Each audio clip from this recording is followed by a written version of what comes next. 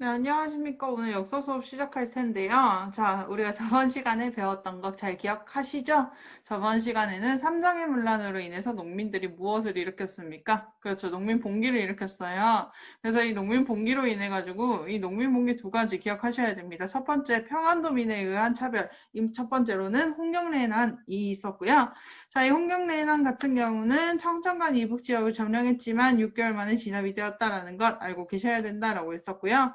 자, 이 최도성 씨가 참다 못해가지고 터졌다라고 했습니다. 무슨 농민 봉기입니까? 그렇죠. 임술 농민 봉기가 있었는데요. 그래서 이 임술 농민 봉기는 이 함흥부터 해서 제주도까지 일어난 전국적인 농민 봉기였었고요. 이 전국적인 농민 봉기가 일어나게 된 계기는 세도 정치, 그 다음에 지나친 백성들의 수탈이었다라는 것. 그래서 이 임술 농민 봉기 안에는 진주 농민 봉기도 있더라라는 것 알고 계시면 되겠습니다.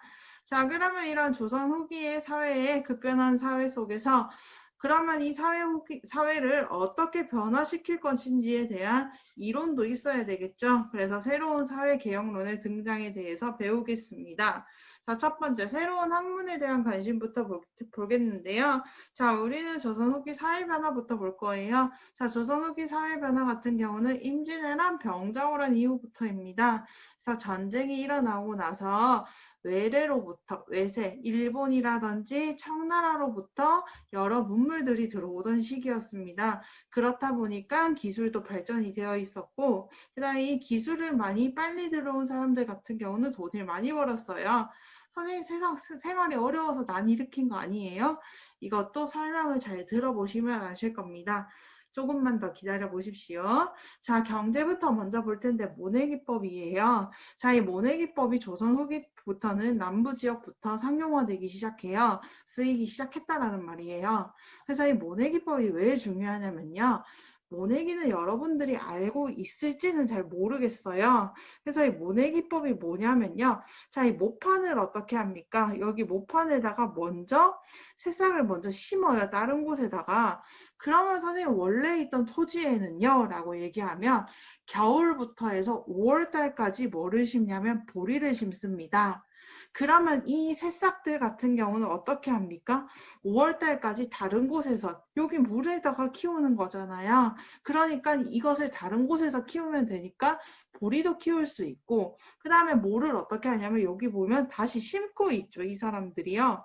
그러면 여기에서 5월 달까지 자란 모를 다시 심는 과정이 뭐냐면 모내기법입니다. 그래서 이 모내기법 같은 경우는 뭐냐면 다른 곳에서 이 모를 심어왔다라고 하는 것도 중요하고 보리도 심을 수가 있어요. 그러면 여러분들 생각해 봅시다. 보리도 심을 수 있고 쌀도 심을 수 있네요. 생산력이 어떻게 됩니까? 증가하게 되죠. 그래서 여기다가 살포시 적어두시면 되겠습니다. 생산량이 증가하게 된다는 것. 그래서 생산량 증가 적어주시면 좋습니다. 생산량 증가. 그러면 여러분들 한번 보겠습니다. 농업 기술이 발달하게 돼요. 자, 농업 기술이 발달하게 되면 이렇게 생산량이 많아지게 됩니다. 내가 먹을 것뿐만이 아니라 내가 먹고도 남아요. 그럼 이 남는 것을 어떻게 해야 될까요? 썩혀두나요? 아니죠. 그래서 이것을 팔아야 되겠죠. 그래서 이것을 파는 것을 뭐라고 해요? 갖다가 파는 것, 무슨 업의 발달이죠? 그렇죠. 상업의 발달이 시작이 됩니다. 상업과 그 다음에 기타 이것을 만들어내는 뭐 집신이라든지 이런 것들을 만들어내는 전문적으로 만들어내는 수공업도 발전하게 됩니다. 수공업의 발달. 까지 보시면 되겠습니다. 상업과 수공업의 발달까지 보시면 되겠고요. 자, 그러면 이 모내기법을 처음으로 알게 된 사람은 뭐가 될까요? 그렇죠. 당연히 부자가 되겠죠. 나는 이거 오늘날로 치면 뭐를 갖고 있는 거예요? 신기술을 갖고 있는 거예요. 그래서 이렇게 모내기법을 갖고 있는 사람은 부자가 되게 됩니다. 그래서 이 사람들을 뭐라고 하냐면 부유한 농민이라고 불러요. 부유한 농민. 그 다음에 이 물건, 쌀을 많이 파는 사람들을 뭐라고 부를까요? 쌀을 많이 파는 사람, 큰 상인. 그래서 대상인이라고 해요. 그래서 쌀뿐만이 아니라 조선 후기에는 청나라와도 교역을 많이 했었죠. 그래서 청나라의 이렇게 신기한 물건들을 갖다가 파는 사람들을 상인들이라고 했었는데 이 사람들이 굉장히 큰 규모로 물건을 팔았었는데 이 사람들은 그냥 상인도 아니라 대상인이라고 부를 정도로 경제적으로 규모가 컸다라는 것 알고 계시면 되겠습니다. 그러면 이 사람들은 부라고 살짝 적어주시면 되겠네요. 자, 그러면요. 모내기법 같은 경우가 모르는 사람은 어떻게 해요? 계속해서 배가 고프죠. 그러면 계속해서 배가 고프면 내가 갖고 있는 땅을 어떻게 해야 될까요? 팔아가지고 쌀을 사겠죠. 지금 당장 내가 너무 배가 고프니까. 그러면 그 다음에는요. 그러면 이 부유한 농민 밑에서 나는 땅을 어떻게 해야 돼요? 빌려서 농사를 지어야 되겠죠. 무슨 농이 되는 거예요? 소장농이 되는 거죠. 땅을 빌려서 사는 사람들. 그래서 이 사람들을 뭐라고 하냐면 소장농이라고 합니다. 기술이 없기 때문에. 그러면 이 사람들은 뭐라고 해요? 가난할 빈자를 써가지고 빈부격차라고 합니다. 그래서 사회 같은 경우는 무슨 격차가 심해진다라는 거 적어주시면 되겠죠? 빈부격차가 심해집니다. 빈부격차가 심해진다라는 거. 자, 그러면 이렇게 사람들이 살기가 좀 힘들어지고 있어요. 빈부격차가 심화가 되면 여러분들 나는 배가 고픈데 옆에 있는 사람은 다이아몬드 반지를 끼고 그다음에 스테이크를 먹고 있어요. 그럼 기분이 어떨까요? 굉장히 안 좋아지죠. 그 다음에 뭐가 일어날 가능성도 많습니까? 범죄가 일어날 가능성도 많아요. 그러니까 사회가 안정될 수가 없기 때문에 이것을 해결하기 위한 학문, 그러니까 이론이 나오게 되거든요. 그런데 우리 성리학 같은 경우는 어때요? 우리가 인간의 우주의 이치, 그 다음에 예를 지켜야 된다, 이러한 것들이었죠. 성리학으로서는 이거를 해결할 수가 없어요. 그래서 이 학문의 발전에서는 뭐가 등장하게 되냐면 실천 위주의 학문이 등장하게 됩니다. 이제 더 이상 얘가 뭐가 필요하냐, 잘 먹고 잘 살면 되지 라고 하면서 실천 위주의 학문이 등장하게 되는데 그 중에 제일 대표적인 게 무슨 학이냐면 고증학이라는 학문입니다. 고증학이요. 그래서 이 고증학 같은 경우는 뭐냐면 실증적 연구를 하는 학문입니다. 실증적 연구. 그 다음에 여기에서 양명학도 등장하게 되는데 양명학 같은 경우는 현실과 실천을 위주로 한다라는 것. 현실과 실천을 위주로 한다라는 것. 이게 무슨 말인데요, 선생님? 이렇게 얘기하시면 고증학 같은 경우는 실제로 증명할 수 있는 연구예요. 그러니까 과학 실험 탐구라고 생각을 하시면 되겠습니다. 그러니까 우리가 얘는 뭐고 그 다음에 성리학 같은 경우는 얘를 더 지나서 인간은 어디에서 오고 우주의 원리는 무엇인지 이런 것들인데 지금 내가 당장 배가 고픈데 우주의 원리가 무슨 소용이에요? 그러니까 고증학 같은 경우는 실제로 증명하고 과학기술이라든지 이런 것들을 발전시키는 학문이고요. 양명학 같은 경우는 현실이라든지 실천할 수 있는 학문 위주였다라는 것 알고 계시면 되겠습니다. 조선 후기 사회변화 같은 경우는 모내기법이라든지 기술의 발달로 인해서 빈부격차가 나타났다는 거 굉장히 중요하고요. 정치적으로는 노론이 권력 독점을 하고 세도정치가 있었기 때문에 백성들의 삶에 어땠을까요? 관심이 없었다라는 것. 백성 삶에 관심이 없었다라는 것도 알아두셔야 됩니다. 그러니까 여기에서 새로운 학문이 등장할 수밖에 없었다라는 것 봐두시면 되겠습니다. 새로운 사회개혁론의 등장입니다. 자, 새로운 사회개혁론의 등장. 그래서 실학이 이제 등장하게 되는데 실학 같은 경우는 줄임말이에요. 무슨 학문이냐면 실용적인 학문이죠. 그래서 여기다가 적어주시면 되겠습니다. 실용적인 학문. 그러니까 실제로 쓸 수 있는 학문 생각하시면 되겠어요. 그래서 사회 현실에 주목을 하고요. 그 다음에 새로운 사회에 주목하게 됩니다. 사회가 어떻게 바뀔 건지, 그 다음에 특히나 청나라가 발전하고, 그 다음에 서양의 문물이 저렇게 발전하는데 우리는 어떻게 대처를 해야 되는지에 대해서 굉장히 관심을 많이 가졌어요. 그래서 이렇게 실학의 등장 한번 보시면 되겠습니다. 자, 이수광이라고 하는 사람 같은 경우는 실학에서 굉장히 대표적인 사람인데요. 최초로 뭐를 썼냐면 백과사전을 썼어요. 백과사전의 이름이 뭐냐면 잠깐만요. 자, 이름이 뭐냐면 지봉유설이라고 하는 책입니다. 지봉유설이요. 그래서 세계 여러 나라의 문물을 소개한 책이에요. 그래서 이거를 백과사전식으로 나열했다라는 것. 그래서 우리가 이렇게 세계의 여러 나라 문물이 굉장히 발전했으니 우리가 중요한 것, 좋은 거는 어떻게 하자? 수용하자라고 하면서 소개하는 책이라고 생각을 하시면 되겠습니다. 세계 여러 나라의 문물을 소개하는 책이라고 보시면 되겠고요. 자, 그 다음에 조선, 특히나 뭐 조선이라든지 중국, 그 다음에 여러 나라의 문화 정리 적어주시면 되겠죠. 나라 문화. 자, 김육의 그 다음에 저 하나 색깔을 다르게 해서요. 김육 같은 경우는 대동법을 주장하였습니다. 그래서 이 대동법 같은 경우는 무엇입니까? 자, 그래서 우리가 영화 강해를 봤을 때 대동법에 대해서 얘기가 살짝 나왔었는데요. 가진 자가 어떻게 합니까? 토지를 많이 가진 사람이 어떻게 한대요? 많이 가진다라고 보시면 돼요. 제가 영상 밑에다가 참고 영상 링크로도 하나 걸어 놓을 텐데요. 이 대동법의 정의에 대해서 나타낸 건데, 자, 이 대동법 같은 경우는 두 가지 의의가 있습니다. 원래는 뭐였냐면 사람이라든지 이런 것들을 기준으로 했었어요. 그래서 사람들을 기준으로 했었는데 그 다음에 특히나 뭐였었냐면 토산물을 대신으로 해서 세금을 거두게 했습니다. 그래서 만약에 백성들한테 세금을 많이 거두고 싶었다면 지금 대전에서 뭐를 납부하게 했냐면 대전에서 뭐 전복을 갖고 오라고 하던지 우리 기억나시죠? 영화에서 나왔던 거. 그 다음에 또 뭐였냐면 뭐 저기 영덕에서 뭐를 가져오냐면 대전에서 나는 포도라든지 배라든지 이런 것들을 갖고 오게 해요. 그러면 만약에 없는데 어떡합니까? 라고 하면 그래 없으면 쌀 2배를 내라 이렇게 얘기를 하는 거예요. 그러니까 김육이 이것은 백성들한테 너무 가혹하다. 우리가 세금을 내는 공통의 화폐를 내자.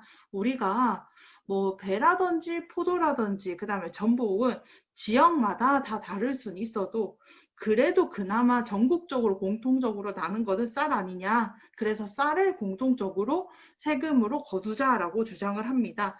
그래서 대동법에서 김육이 주장한 거는 토산물 같은 경우는 우리 원래 여기에서 나는 물건들이라고 보시면 돼요. 그래서 토산물 대신 뭘로 걷자? 쌀로 부담하자라는 것.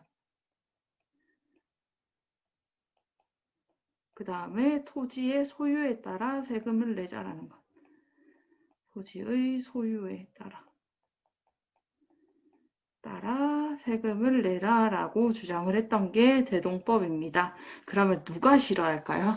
그렇죠. 당연히 많이 가진 사람들이 싫어할 건데요. 많이 가진 사람들 누가 싫어하냐면 양반들이겠죠. 그래서 이 양반들이 되게 싫어했다라는 것 알아두시면 되겠고요. 자, 김육이 한 가지를 더 얘기합니다. 쌀도 잘 안 나는데 뭐 강원도라든지 함경도는 잘 안 나지 않지 않냐. 그래서 공통된 화폐를 만들자. 동전이라도 만들자라고 주장을 합니다. 그렇지만 동전 같은 경우도 우리나라에서는 상용화되기가 어려웠다라는 것 봐주시면 되겠죠. 그래서 이제 새로운 사회개혁론 중에서도 제일 중요한 실학이 등장하게 되었고 이 실학이 어떻게 발전하였는지에 대해서 여러분들은 정확하게 알고 계셔야 돼요. 그래서 이거는 시험에도 굉장히 잘 나올 수 있기 때문에 별표를 치셔야 됩니다. 실학의 사회개혁론이요. 자, 이 실학의 사회개혁론 같은 경우는 두 가지로 나누어지는데 각자 생각하는 거에 따라서 달랐어요.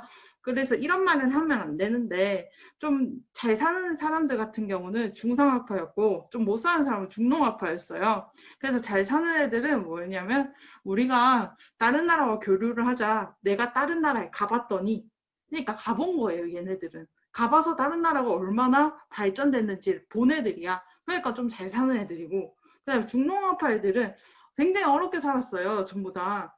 그래서 막 아버지가 막 귀양 가고 그 다음에 얘네들도 집이 좀 잘 못 살고 이런 애들이란 말이에요. 그러니까 얘네들한테 굉장히 중요한 가치는 무엇입니까? 눈앞에 있는 쌀이에요. 그러니까 이 중농학파 같은 경우는 눈앞에 있는 농사를 중시하는 학파, 그다음 중상학파 같은 경우는 상공업을 중시하는 학파다라는 것 알고 계시면 되겠습니다. 자, 중농업화의 주장부터 먼저 볼 텐데요. 자, 중농업화의 주장 같은 경우는 보시면 농사를 중시했다라고 적어주시면 참 좋겠지만, 자, 우리는 조금 더 깊게 가셔야 되겠죠. 그래서 우리가 이렇게 잘 못 사는 거는 토지가 없기 때문이다. 사람들 전부 다 토지 있으면 농사 잘 짓는다. 그래서 토지를 분배하자라고 얘기를 합니다. 아까 얘기를 했었어요. 토지가 없는 사람들이 문제다. 그래서 토지가 없는 사람들이 소작농이 되기 때문에 계속해서 못 산다. 그러니까 사람들한테 토지를 나누어 주고 그 다음에 스스로 토지를 어떻게 하자? 경영하게 하는 농부가 되자라고 하는 자영농을 육성하자라고 주장을 합니다. 토지를 분배하고 그 다음에 자영농을 육성하자라는 것. 자자가 스스로 자자, 그 다음에 영자는 경영하자, 경영하다 경자, 그 다음에 농은 농부 농자예요. 자영농을 육성하재요. 그래서 이 중농업화 같은 경우는 스스로 토지를 다 나누어 준다라고 보시면 되겠습니다. 토지를 분배하자라는 것. 어떻게 분배할지는 다 달라요. 그래서 한번 보시겠는데 이익이라고 하는 사람이 있습니다. 이익이요. 자, 이 이익은 얘기를 합니다. 농가에 어떻게 한대요? 토지를 분배한대요. 그래서 이익부터 적지 맙시다. 교과서에 나오는 순서부터 먼저 적을게요. 죄송해요. 유형원부터요. 자, 이 유형원부터 먼저 적을 텐데, 자, 이 유형원이라고 하는 사람은, 자, 신분별로 어떻게 하냐면, 차등 있게 토지를 분배하재. 그래서 어떻게 하래요? 양반을 제일 먼저 주고, 그 다음에 중인, 그 다음에 상민, 그 다음에 천민, 이런 식으로 토지를 어떻게 하래요? 분배하자라는 것 봐두시면 되겠습니다.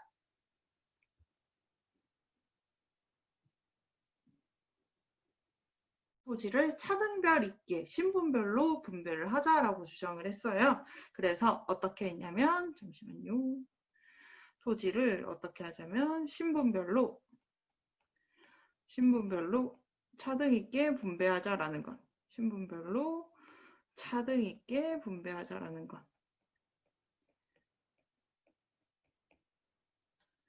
분배하자라는 것 적어주시면 좋겠습니다. 차등 있게 분배요. 그래서 이렇게 보시면 토지를 신분별로, 그러니까 등급별로 어떻게 하냐면 차이를 둔다라는 것, 신분별로 차이가 있게 토지를 분배한다라는 것 알아두시면 되겠습니다. 토지를 분배하자라는 것. 유형원이었고요. 자, 그 다음에 이익 같은 경우는요. 자, 이익 같은 경우는 농가한테 어떻게 하냐면 최소한의 토지를 나눠주는 거예요. 최소한의 토지를 어떻게 하냐면 남겨주고 이 토지는 절대 못 팔게 하는 거예요. 그래서 이거는 어떻게 보면 지금의 뭐라고 생각하시냐면 최저생계비라고 생각하시면 돼요. 최저생계비가 뭐냐면 4인 기준으로 뭐 130만 원 정도를 꼭 벌어야 되거든요. 만약에 이거에 미치지 못하면 나라에서 지금 어떻게 해줍니까? 돈을 좀 보태주잖아요. 그래서 이러한 것처럼 이익도 마찬가지로 어떻게 하냐면 이만큼의 토지는 절대로 팔지 못하게 해라. 왜냐하면 이거는 개인한테 꼭 필요한 토지이기 때문이다 라고 하면서 이 토지를 주장하게 되는데, 자, 이익 같은 경우는 자, 최저생계의 토지를 남겨두자라고 주장을 했습니다. 최저생계의 토지요. 의 토지는 뭐를 하지 못하게 매매, 그러니까 사고 팔지 못하게 매매를 금지했다라는 것. 자, 이렇게 보시면 되겠습니다. 자, 그 다음에 마지막으로 여러분들이 잘 알고 있는 실학자죠. 정약용이 나오게 되는데요.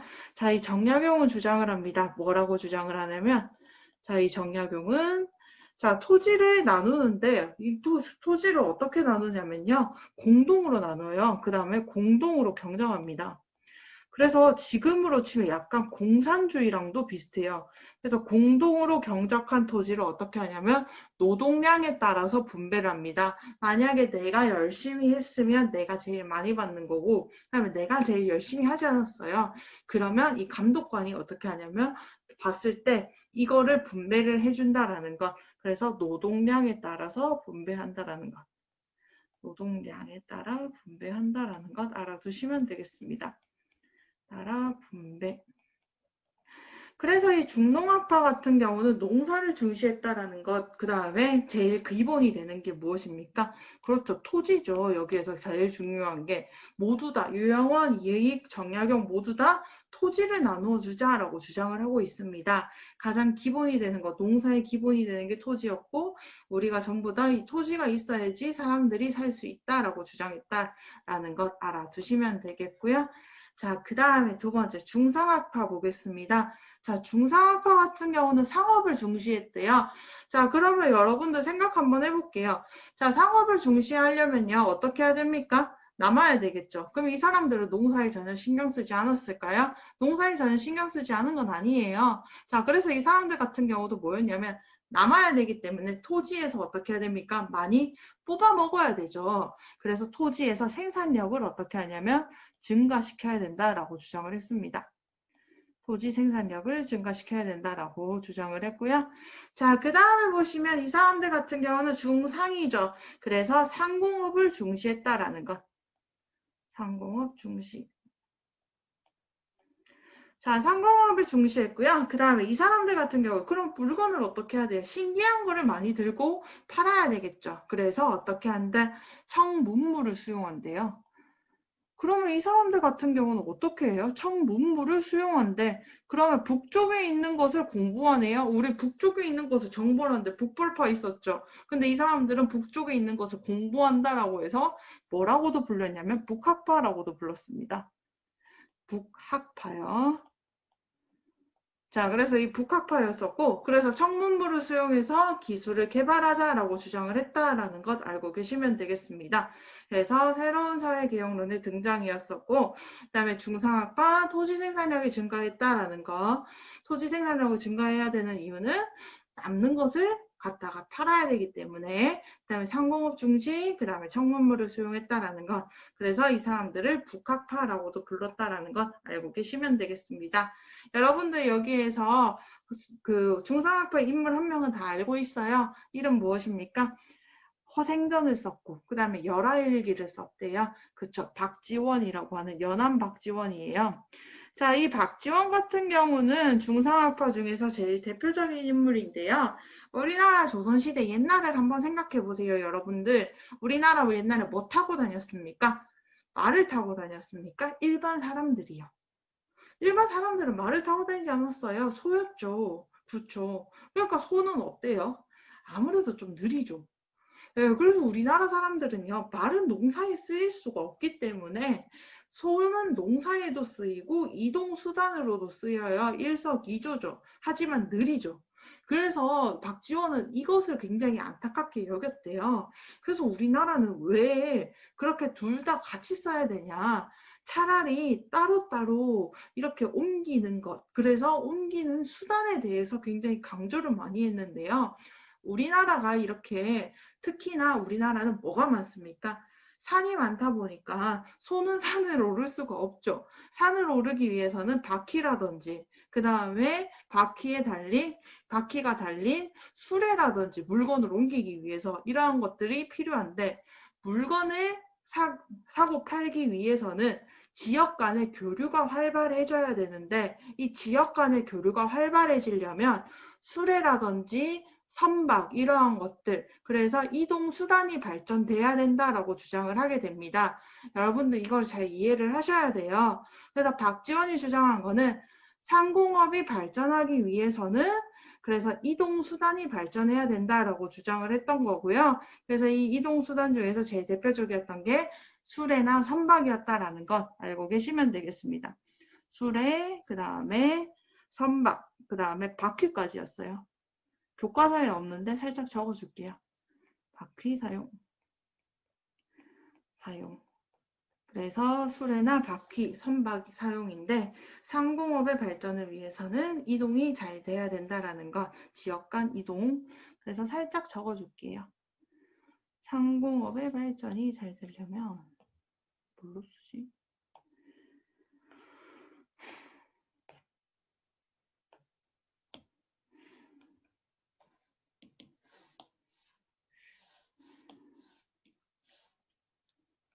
상공업의 발전이 되려면 너네 쓰지 안 써도 돼.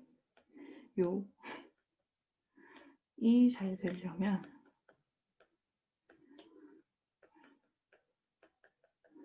지역 간 교류가 잘 돼야 된다라는 것. 가 활발해져야 되기 때문에 이렇게 주장을 했다라는 것 봐두시면 되겠습니다. 자, 그 다음에 한번 볼 텐데요. 자, 그 다음에 연안 박지원이 주장했던 거는 뭐였냐면요. 우리나라는 이때까지에 뭐를 만들어냈습니까? 네, 뭐를 주장을 했냐, 뭐를 화폐 수단으로 썼습니까?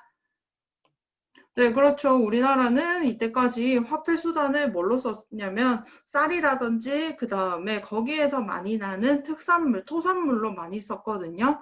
그러니까 공통된 수단이 없었어요. 그래서 여기에서 부르는 사람 마음이었던 거예요.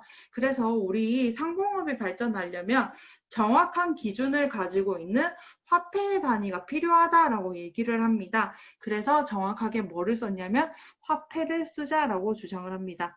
화폐 사용을 주장을 했습니다. 화폐 사용을 주장했다라는 것 알아두시면 되겠습니다. 화폐 사용이요. 잘 안 보이네. 그래서 이렇게 보시면 되겠고 화폐 사용, 그 다음에 화폐 사용을 통해 가지고 상품 유통을 활발히 하자라고 주장을 했고 전부 다 뭐냐면 박지원이 주장했던 거는 유통이 잘 돼야 된다라는 것, 유통이 활발해야 된다라는 것 알아두시면 되겠습니다. 유통 활발. 그 다음에 두 번째 박지원과 같이 중상학파였던 사람 중에 한 명이 박제가라는 사람이었습니다. 그래서 박제가 같은 경우는 책을 하나 썼는데 이 책의 이름이 뭐냐면 북학의예요. 네, 여러분들 중에서 이제 눈치가 빠른 친구들은 눈치를 챘을 텐데 북학은 무슨 뜻입니까? 청나라의 학문을 배우자라는 뜻이겠죠. 그래서 이 청나라의 학문을 배우자라고 하는 책을 썼고요. 그러니까 여기에서 이 박제가의 주장은 무엇이었습니까? 청과의 교역을 열심히 하자라고 주장을 합니다. 교역을 주장하자. 교역 활발히 하자라는 것. 그래서 청과의 교역을 주장을 했었고요. 그 다음에 여러분들 우리 옛날 이야기 중에서 자린고비 이야기라는 거 들어보셨죠? 그래서 이 자린고비가 어떻게 했대요? 돈을 아끼기 위해서. 조기를 여기 천장에다가 걸어놓고 밥 한 숟갈 먹고 그 다음에 돈을 아끼기 위해서 이렇게 천장에 걸어놓고 막 이렇게 천장 한번 쳐다보고 이랬다죠. 돈을 아끼는 건 좋아요. 하지만 이렇게 돈을 아끼다 보면 사람들이 전부 다 돈을 안 써요. 그러면 상인들은 어떻게 됩니까? 다 망하죠. 그럼 여러분들 같은 경우는 사과를 먹고 싶으면 자기가 1년을 걸쳐서 전부 다 어떻게 해야 되는 거예요? 결국에는 자기가 수확해서 먹어야 되는 거예요. 박제가는 그러한 점을 지적을 했습니다.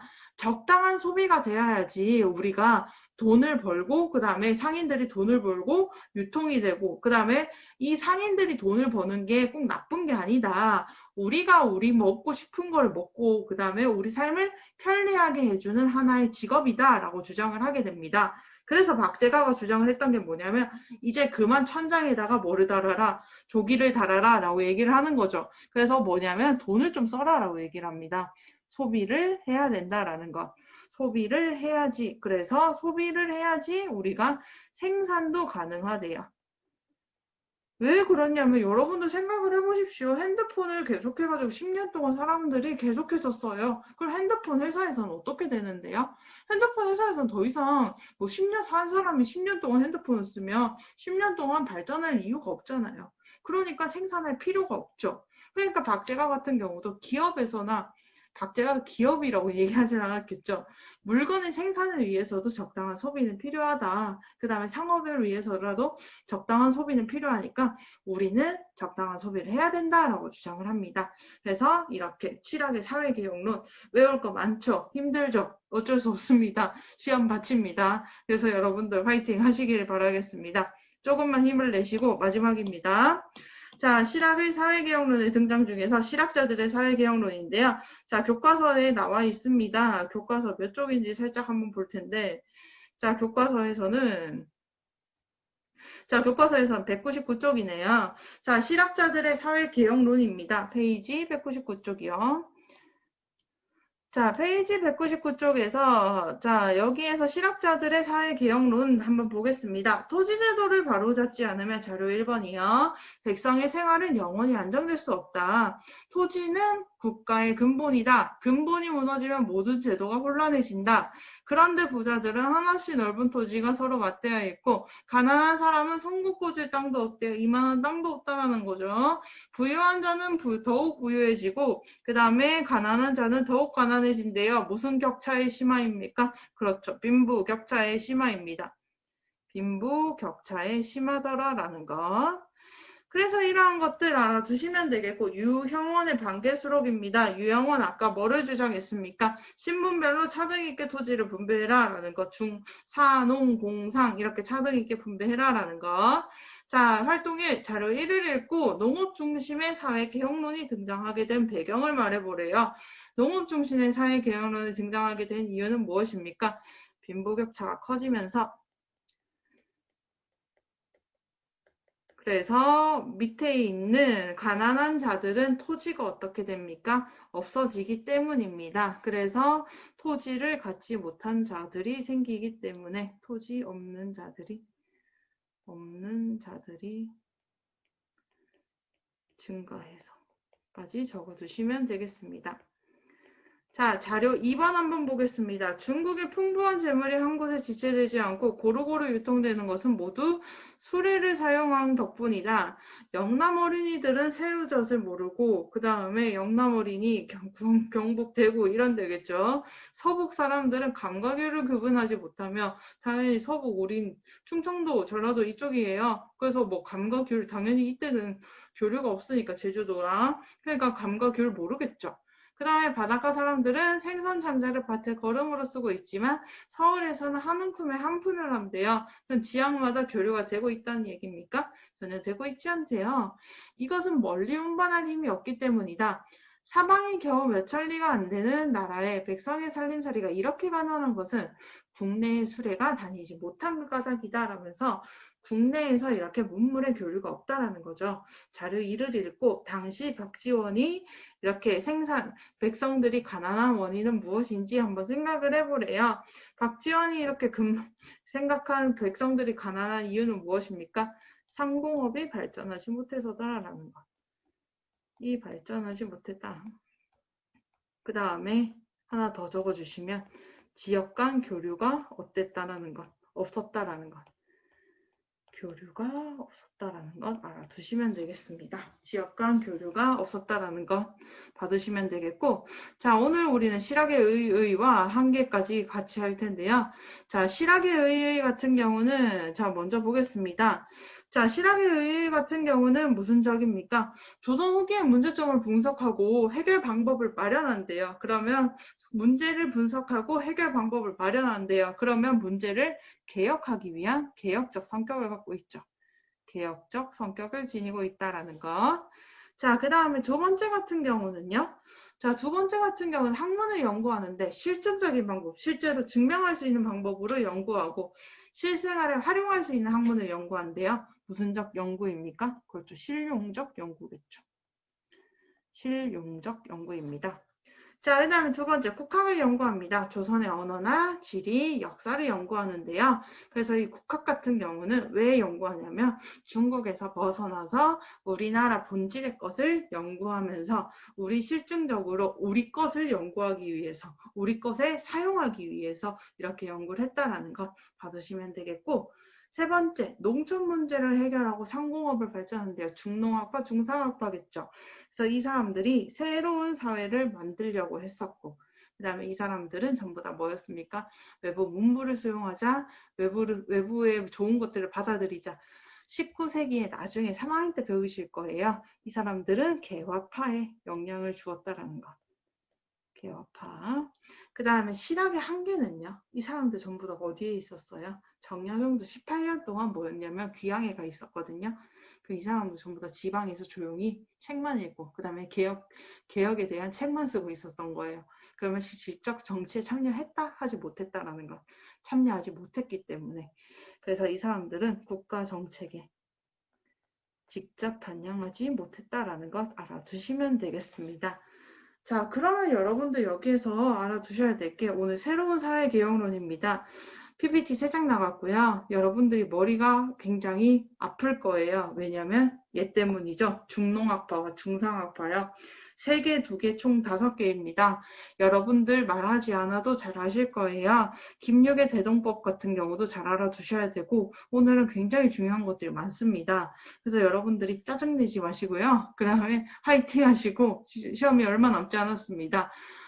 중요한 거를 제가 평소 수업 시간에 다 얘기해드리고 그 다음에 시험에 다 내고 있습니다. 제발 공부를 열심히 하셔서 좋은 결과 있길 바라겠습니다. 그럼 안녕.